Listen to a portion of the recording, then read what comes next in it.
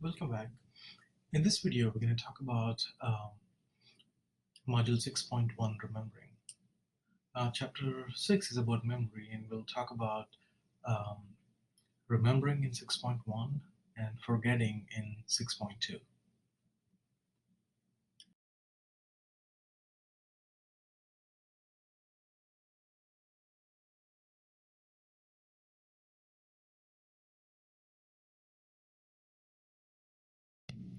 There are two aspects to memory. In the field of psychology, when we say memory, it means two different things. One is mental process, the other one is a storage system. The analogy I give is about the wallet. Think of your um, memory as your wallet.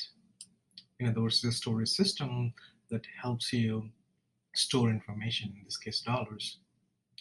Think of dollars as information and wallet as the storage system. So memory refers both to the wallet itself and also to the process of storing information in the wallet. In other words, putting the information in, storing the information, and taking the information out. First, we'll talk about the process. Then we'll talk about the storage system.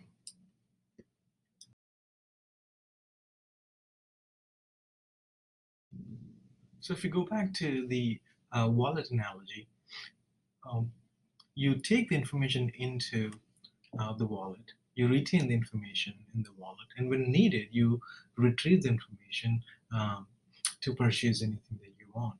So in that sense, memory as a mental process refers to these three different processes: encoding, storage, and retrieval. Encoding is taking the information in. It is converting the information into a format that is usable by the system that is using the information. Storage is simply retaining the information, and retrieving is bringing the information back to your consciousness.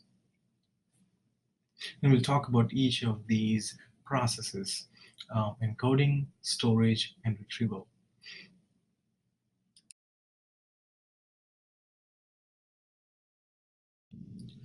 As we said, encoding is getting the information into the system.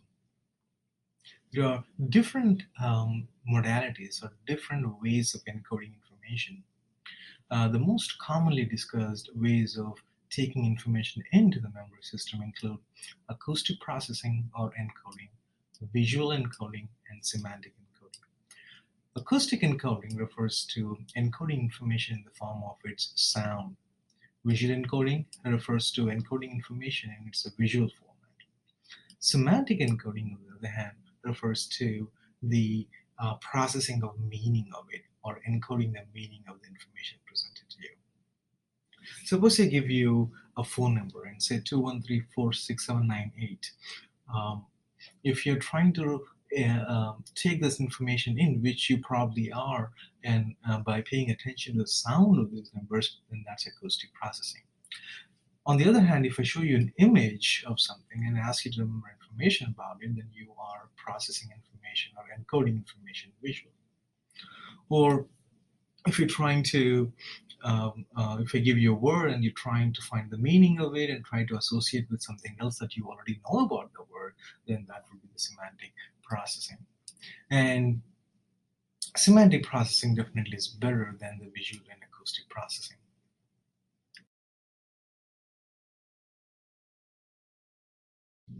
Now that we talked about encoding, let's talk about storage.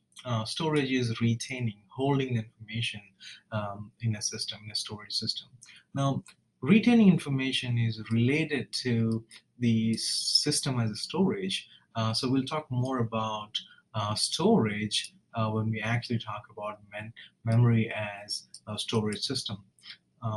But for now, let's move on to the third key mental process, namely retrieval. Retrieval is bringing information from your memory system.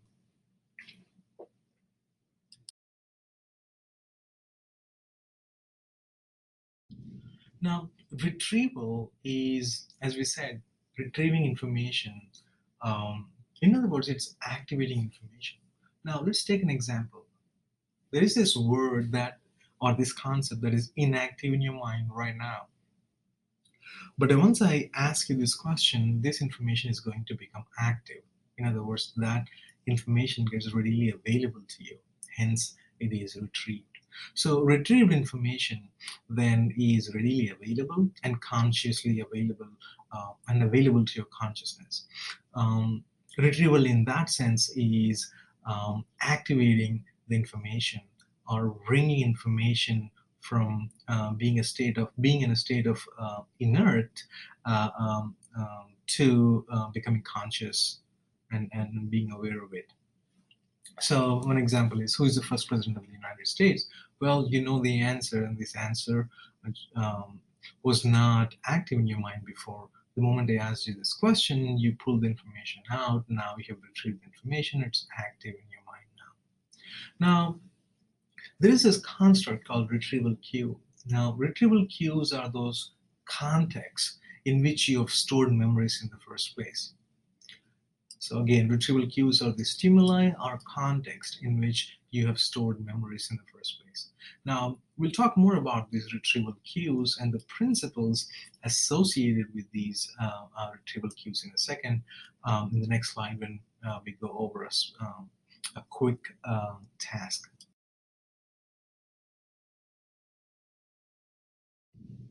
Okay, so here's the task. I'm going to go in the next slide. You'll be given instructions, and I want you to answer this question by actively participating in this task as quickly as you can. So, are you ready? Well, I'm glad you are. Let's move on. So, the task here is to recall as quickly as possible, read out loud, the 12 months in the chronological order. Here you go. Perfect. Well, you're 100% right. It's Jan, Feb, and you know it, so we don't need to go over it. How about this one now? Now try to recall as quickly as possible 12 months in the alphabetical order. Come on, do it.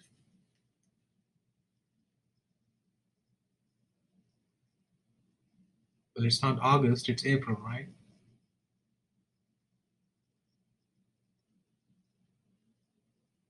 Okay. Well, the point is, it's difficult um, to retrieve information in the alphabetical order because you have encoded that information in the chronological order.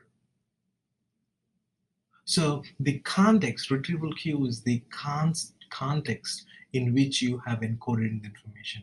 So here, the alphabetical versus chronological would be different contexts in which you have encoded information. When the encoded information and the retrieval queues match if the retrieval queues are present both, if the same retrieval queues are present both at the encoding and the retrieval stage, then it is easy for you to actually retrieve information. In other words, if you're asked to retrieve in the chronological order, then you did 100% accurately in no time, because the encoding context and the retrieving context are same. In other words, the retrieval queues are same. When the retrieval queues are different, on the other hand, then that's when the problem arises. So retrieval queue then is the context in which you have processed information. The chronological and alphabetical order is one example of different contexts in which you can retrieve, you can encode the information. Now, related to this particular idea, um, related to this retrieval queues idea, is this effect, this phenomenon called context dependent effect. Context dependent effect is the finding that retrieval of the information is better if the context is same. In other words, if you encode and retrieve information in the same context, you have a better memory, versus if you encode and retrieve information in different contexts, then your memory suffers. So one popular example of this is the study um, where scuba divers were asked to learn information, a list of words, and later recall the same list of words.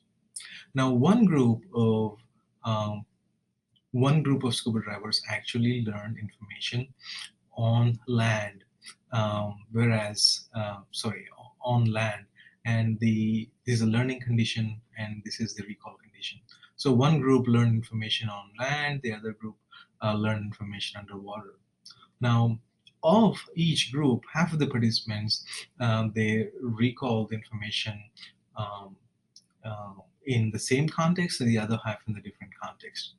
So in this case, the blue line here is the dry recall, and the green bars here refer to the green, the wet recall, suggesting that that they recalled on land when they learn on land. Here, when they learn on land, they actually recall underwater. And here you can see, as you can clearly see, the interaction effect. In other words, the memory is better when there is a match between the learning condition and the recall condition.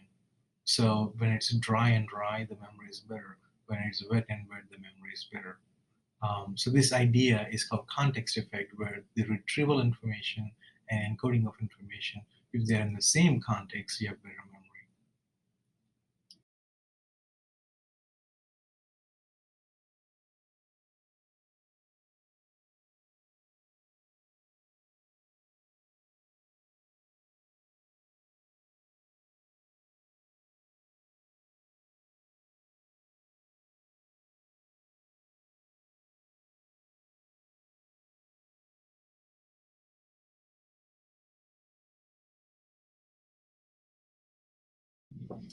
Another phenomenon related to retrieval cues and related to this context-dependent effect is the state-dependent effect, or the state-dependent memory effect.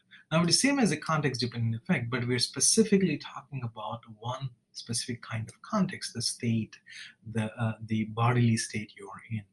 Um, so your bodily state changes by with the consumption of any kind of substance, including alcohol. So in this particular study, participants learn information.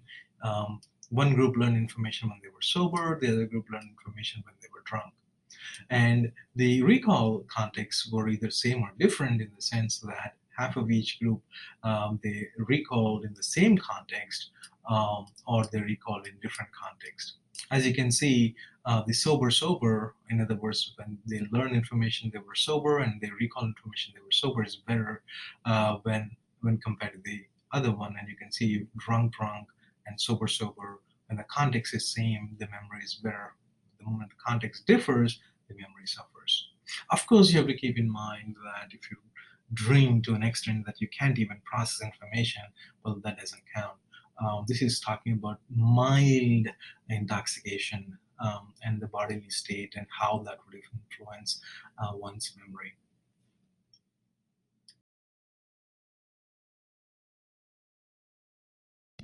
Okay, so we just talked about memory as a mental process. We looked at encoding, retaining, and retrieving information.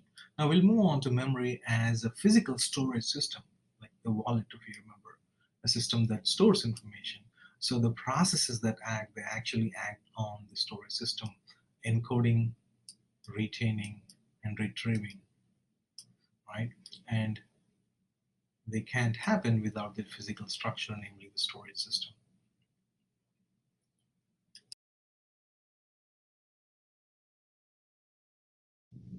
So in our system, there are different stages, there are different places, there are different levels where the information is held in a physical storage system once the information gets into our system.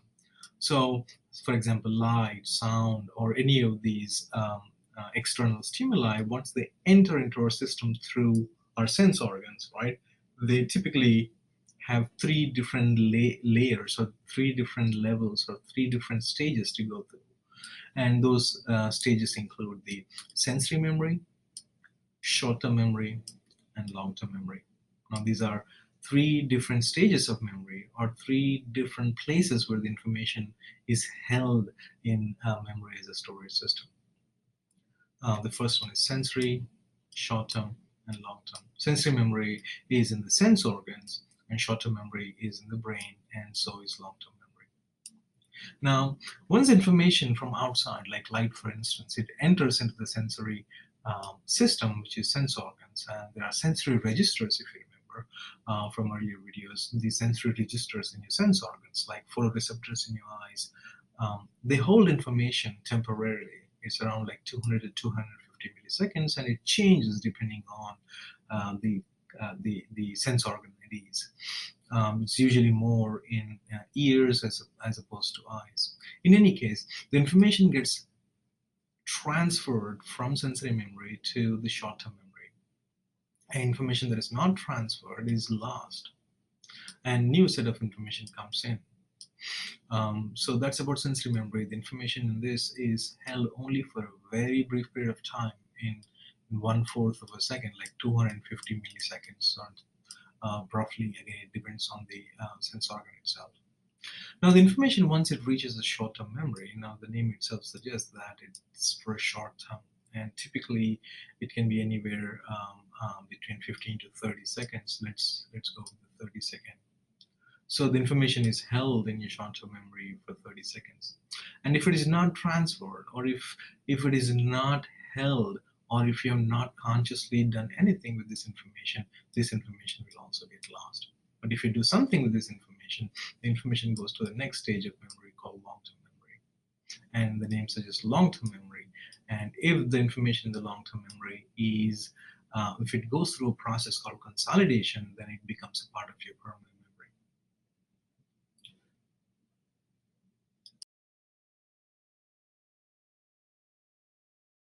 Again, this is a different visual representation of the same information. So first, information, 3 different levels of memory as a storage system: sensory memory, short-term memory, and long-term memory. And we're going to talk about each one of these memory systems. So let's talk about the sensory memory first. Sensory memory is the memory system that is at the level of your sense organs. Now, this doesn't involve the brain, but it does involve the neurons that eventually are connected to the brain. There are specialized neurons in each of your sense organs: your eyes, your nose, tongue, skin. Um, what else I forgot? Eyes, ears, tongue, skin, um, nose. So the information is held here temporarily. And sensory memory refers to each of the memory systems in each of your sense organs. Well, some may also have a sixth sense. That's a joke, though. And again, for how long is information held? Well, information is held for a brief period of time, and it's quickly replaced. And usually, it is replaced by other incoming information.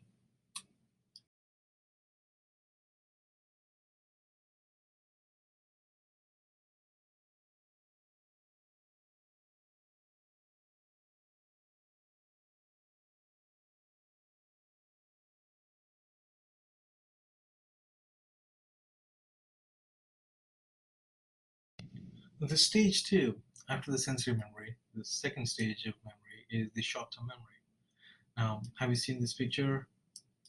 Memento? Well, you should watch this. This is a person with short-term memory loss. He forgets information. He cannot form new memories.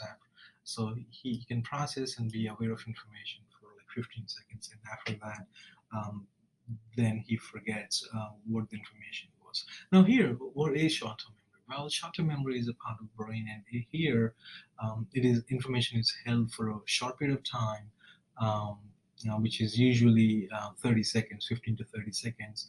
And also it is limited in the sense that the information here is um, limited amount of information is held, roughly 7 plus or minus 2.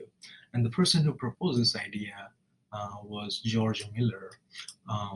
According to this, the idea is that your short-term memory holds information only for 30 seconds, of course, but it only holds 7 items on average. And people differ in terms of how much. It's plus or minus 2, so it's somewhere between 5 and 9. On average, people remember 7. So let's try and see if you can remember more than 7 items. So I'm going to show you, we'll do a quick task in the next slide.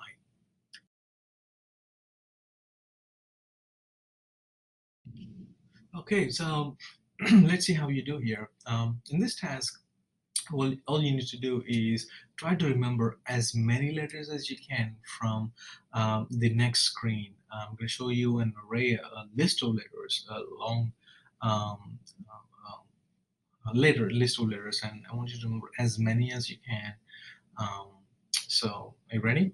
Here we go.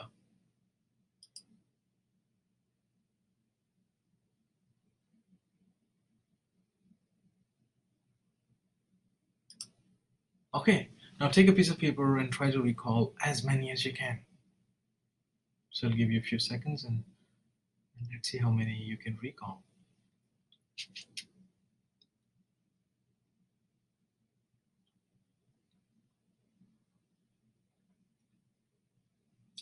Okay, let's see how many you can recall. You can pause the video if you need more time. Here we go. Well, is there anyone who did you remember all of them? Well, I was going to say get out. No, right? 10, maybe not. 7. Most of participants they say they remember 7 or 8, 9. The magic number, right? Let's try again. Let me give you another list of letters and see how you do this time. Okay, are you ready? Okay, again, you're not writing it down. You're trying to remember as many letters as possible. Here we go.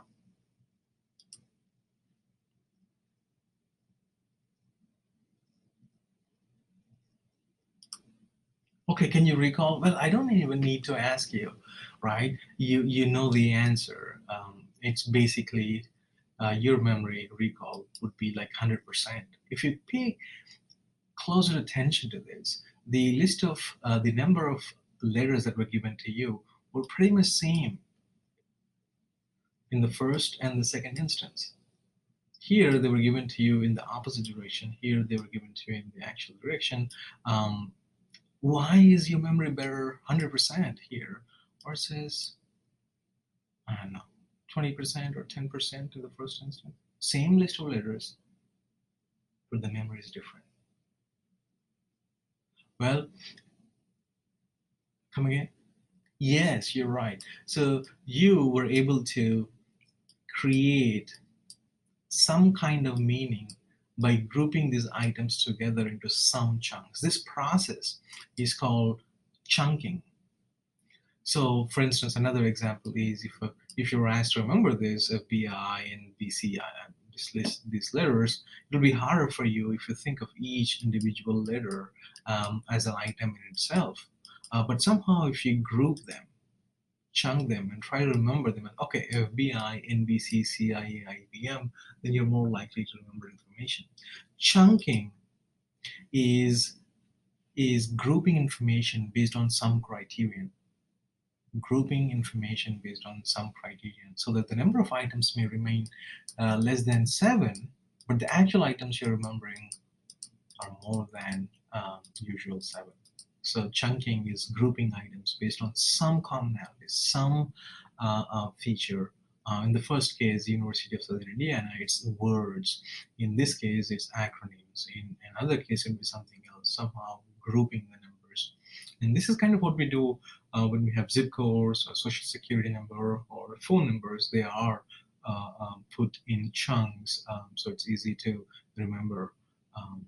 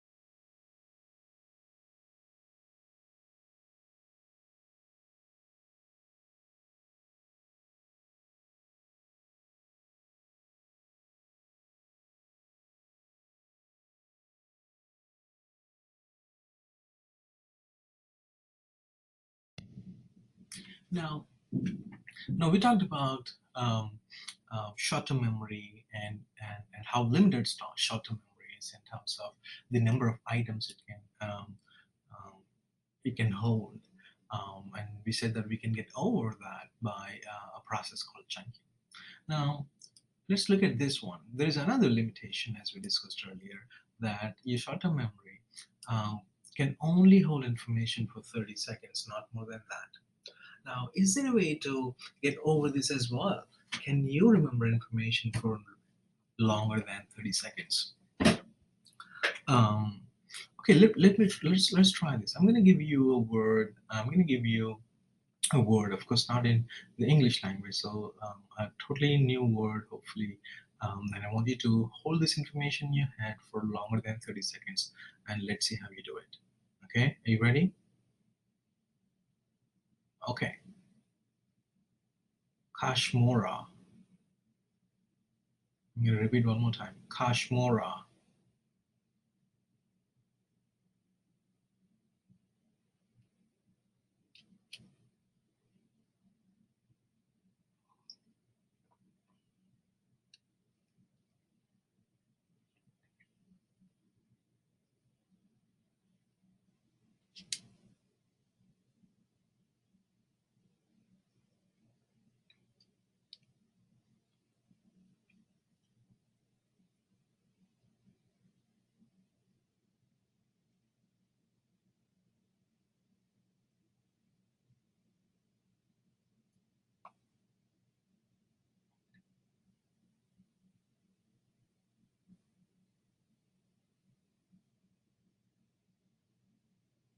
Okay, so what is the word? You're right, it's Kashmora. Now, how did you remember that? How did you hold the information for longer than 30 seconds? I think it was almost a minute. Well, most of us will rehearse, right? In other words, we repeat the information over and over again. I'm pretty sure this is what you did. You kept repeating that in your head. Kashmara, Kashmara, Kashmara, Kashmara. That is called maintenance rehearsal. Maintenance rehearsal is repeating information without actually processing its meaning. It's just rote rehearsal, repeating the information over and over again so that you can hold the information for longer than 30 seconds. That's called maintenance rehearsal. Rehearsing just to maintain it. And then this won't put the information into long-term memory.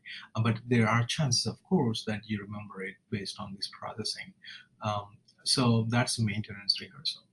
Another possibility is to kind of elaborate the sound to already know information from your long-term memory. For example, what you could have done, in fact, some of the students usually say they did it, is try to come up with some idea related to the way this word sounds. For instance, it's Kashmora, right? It's more like cash more, cash more, cash more.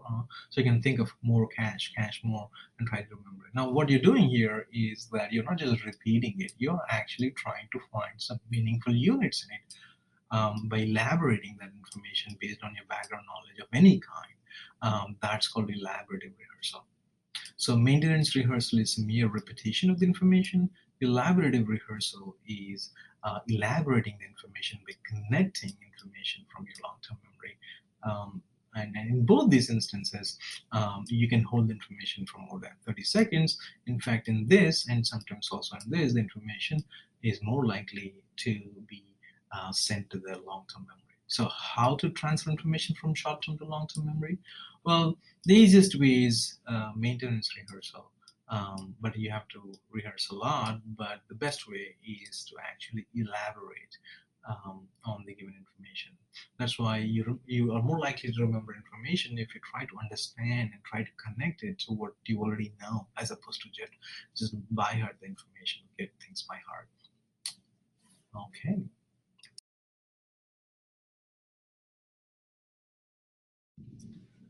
Okay, so let's say you have worked on the short-term memory and the information is sent to the long-term memory. The information that's sent to the long-term memory doesn't get stored in your permanent vault forever.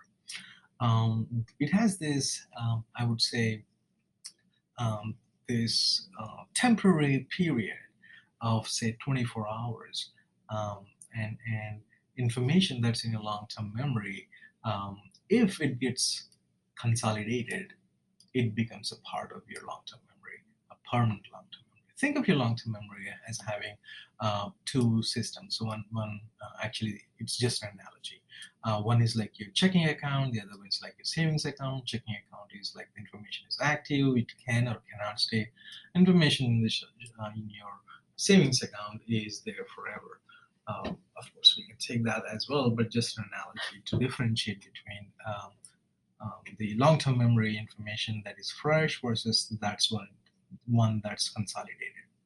So think of your long-term memories as the memories, the freshly learned information um, are just like the fresh impressions on a wet concrete. Imagine it's a wet concrete. These are fresh impressions you've made. So these fresh impressions, because the concrete is wet, right, can be erased by other impressions, or it can be lost because of other reasons. So these are unstable memories. Your fresh memories in your long-term memory are unstable, um, and one way you can transform these fresh memories and hold these memories even after the concrete gets dry, right? That's called consolidation. Consolidation is transforming fresh, unstable memories into stable memories. And one way to do that is sleep. Sleep facilitates consolidation. It's just think of it. Let's say you are learning new information and you're actually not sleeping, and in other words you keep on having impressions on, or making new impressions on the same wet concrete without letting your wet concrete to dry. So the impressions get completely messed up. But when there is a break, when there is sleep, actually, the distinct impressions you have created actually stay. So sleep facilitates consolidation. Consolidation actually happens in a specific memory structure called hippocampus. So and sleep facilitates. So if you want to learn more, perform better, learning is important, but strategic learning is more important, and getting a really good night's sleep is even more important.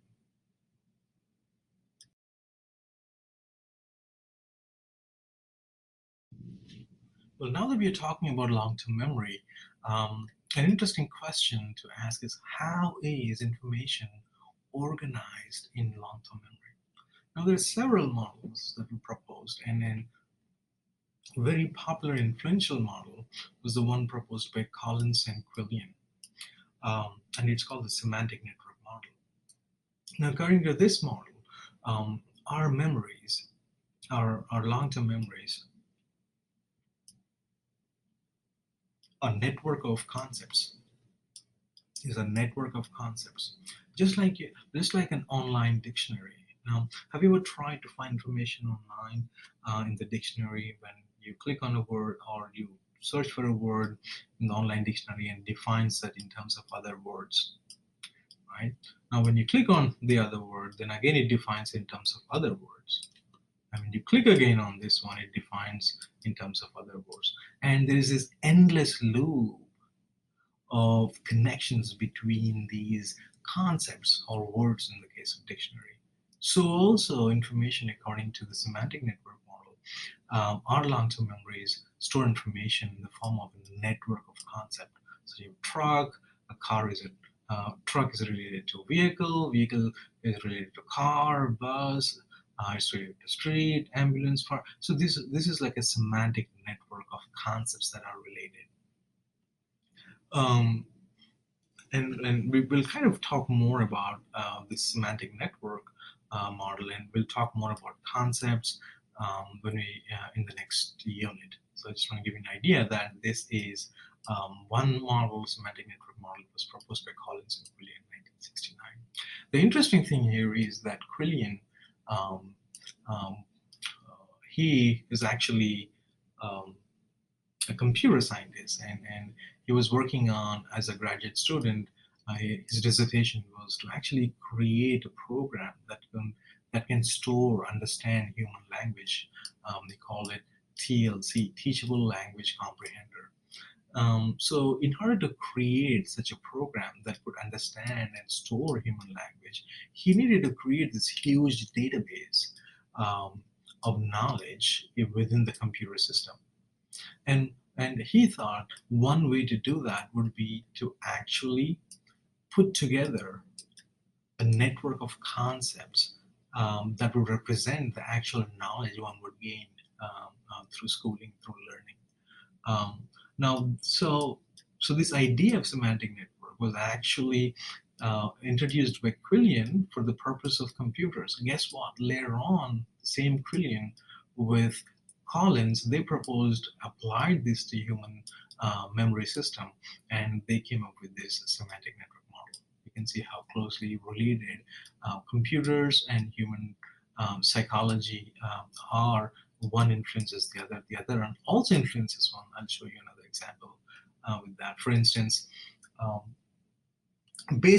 I remember based on computers, Quillian um, was working on computers, and he came up with this idea of semantic network models specific to humans. Well, this idea was again taken back by computer scientists like the person over here, Lee, who invented, it's Bernard Lee. He invented what is called as WWW, is a World Wide Web. Just imagine what he thought was like, wait a second, if brain has a network of concepts, is it possible to have a network of all the computers in the world so that one computer is either directly or indirectly connected to every other computer in the world?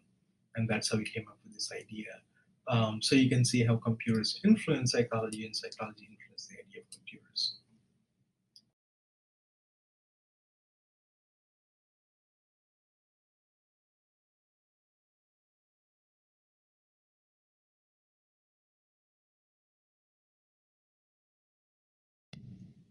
So far we looked at long-term memory and the idea that information long-term memory, if after consolidation, is held for theoretically at least forever. Um, Now, and we also looked at semantic network model, which is one explanation for how information might be stored in our long-term memories. Now, this is based on the structural part of it. Now, there were several other taxonomies, classifications, trying to see how the information is organized um, um, functionally more so than structurally.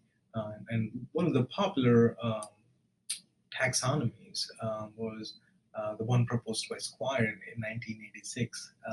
According to him, you can classify, according to Squire, long-term memory holds two, at a very basic level, holds two different kinds of information. One is called declarative memory, the other one is the procedural memory. Declarative memory is memory for factual information. Like, what did you have for breakfast this morning? Do you remember? Yes, I didn't have any. But so that memory, that information, is a part of your declarative memory, right? Or who is the first president of the United States? Well, that information is actually a part of your declarative memory too. The declarative memory, as the name suggests, declarative. You can actually easily talk about the information that is held in this declarative memory. You can tell us, you can declare, um, verbalize the information that's related to the breakfast you had this morning, or information about the first president of the United States. So that's declared. But there's other kinds of memory systems where it's hard, if not impossible, um, uh, to talk about. For instance, your actions, your skills, your habits, your knowledge how to ride a bike, your knowledge about how to drive a car. All these are part of how to do things as opposed to what the things are. So this is why it's a what knowledge and how knowledge. Now, so if I ask you to give me an account of a moment-to-moment, second-to-second account of your drive from your home to your college on a specific day, well, you won't be able to specifically tell me like when you hit the pedal, when you hit the accelerator, when you hit the brake, or when you took the left turn on a moment-to-moment basis. The idea is that when you're driving, you automatically use the knowledge of how to drive, as opposed to trying to consciously retrieve the information. And it's difficult to actually verbalize that. So that's why procedural memory is also called non-declarative memory. It's a memory for procedures. Declarative memory is a memory for facts. Now, this is a broader classification: declarative and non-declarative or procedural memory.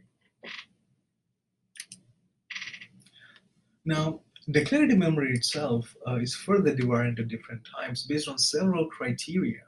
And one criteria is the type of the memory. The other one is the time frame. So declarative memory again refers to the memory for facts, information that you can easily verbalize.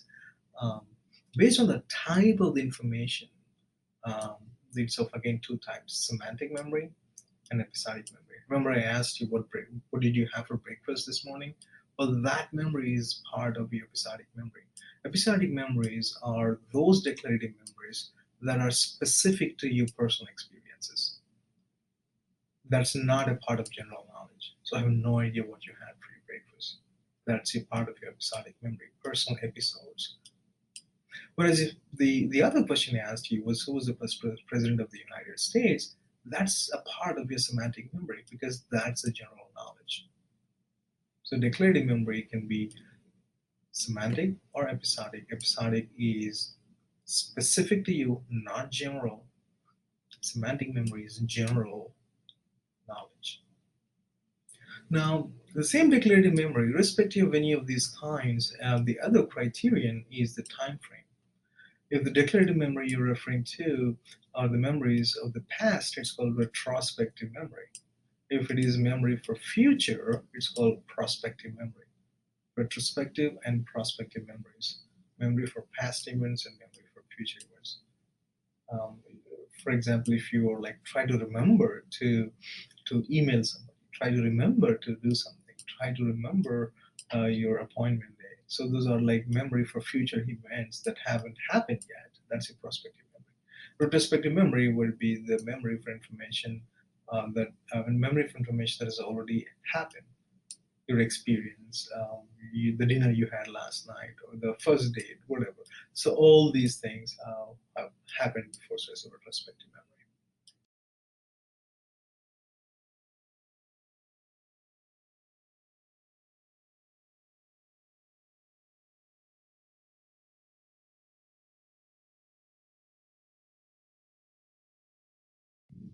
Same idea is represented here in this picture, where retrospective memory is about memory for past events, and prospective memory is memory for future events.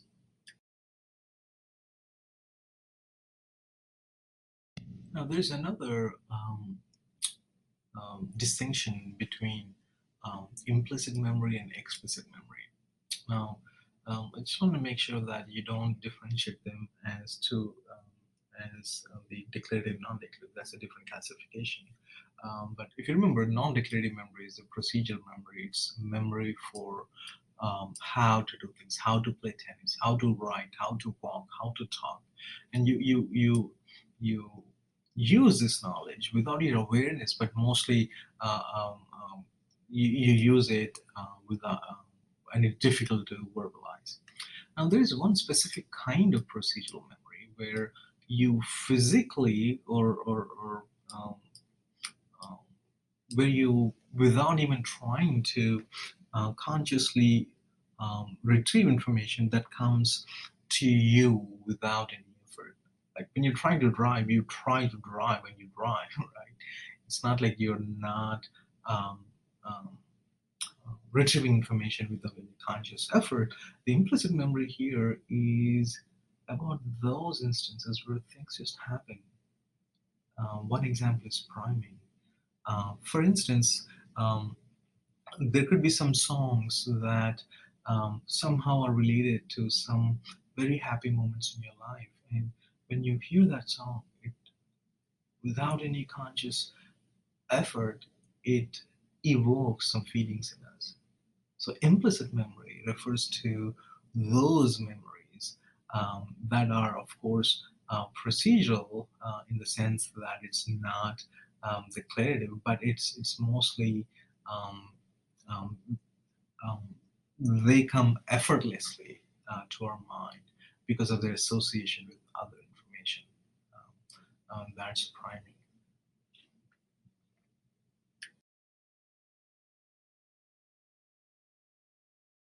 Before we end this topic, there are a few things that I thought would be relevant to this particular topic when we talk about long-term memory. One is the flashbulb memories. Flashbulb memories. The other one is misinformation effect. The last one is the repressed memories. And we can talk about each one of these. Let's first talk about the flashbulb memories. Now, flashbulb memories are memories for specific emotional events. Now, it's like flashbulb. They are lit, these memories are lit and they stay there permanently. Again, these flashbulb memories may or may not be accurate, and may or may not be reliable, and and could be reconstructed, in other words, not real but constructed uh, um, after the fact. But flashbulb memories, we have um, uh, these are memories related to traumatic events or that stay engraved because of the emotional nature of the experience.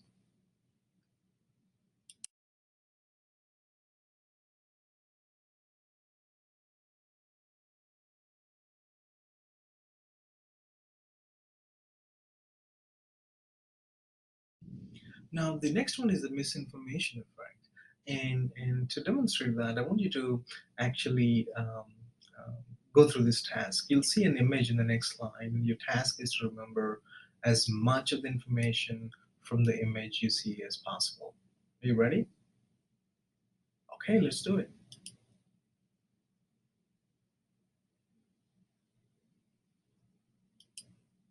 Okay, now can you tell me what is the color of the car that's coming from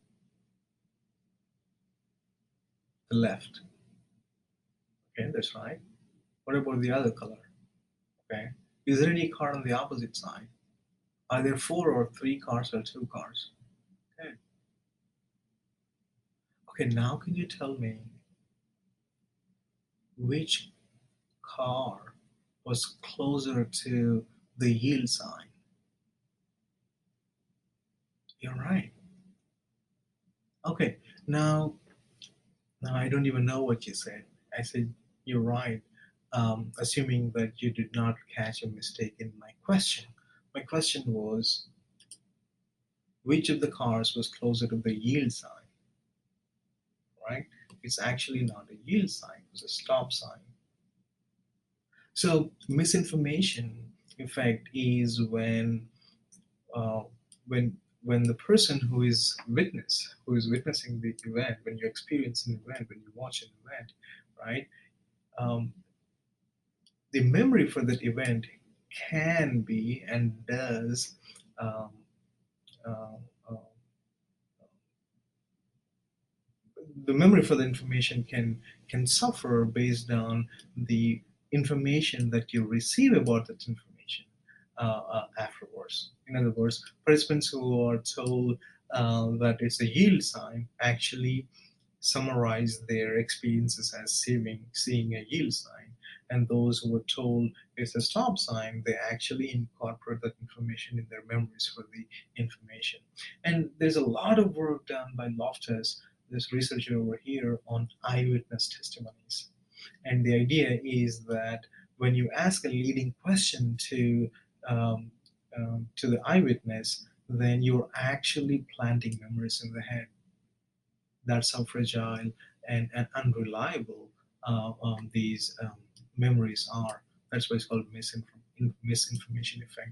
That's why um, the Witness testimonies are taken with a grain of salt and with a very particular way of questioning, where you cannot ask a question that would suggest information that is not directly provided in the report.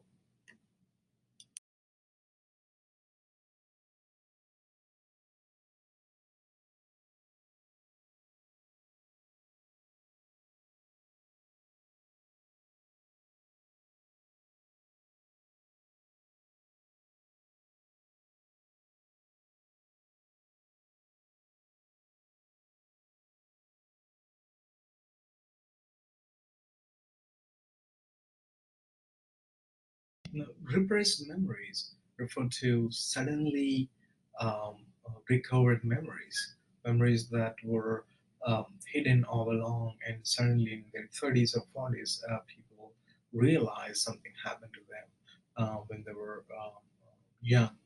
Now, there's a lot of controversy on this topic. On the one hand, um, um, um, there are traumatic events and they do happen and it is possible and it does lead to a psychoanalytical term called a dissociation where we try to suppress our memories, but not all repressed memories are necessarily true, given the fragile nature of the memories, as you've seen the misinformation effect.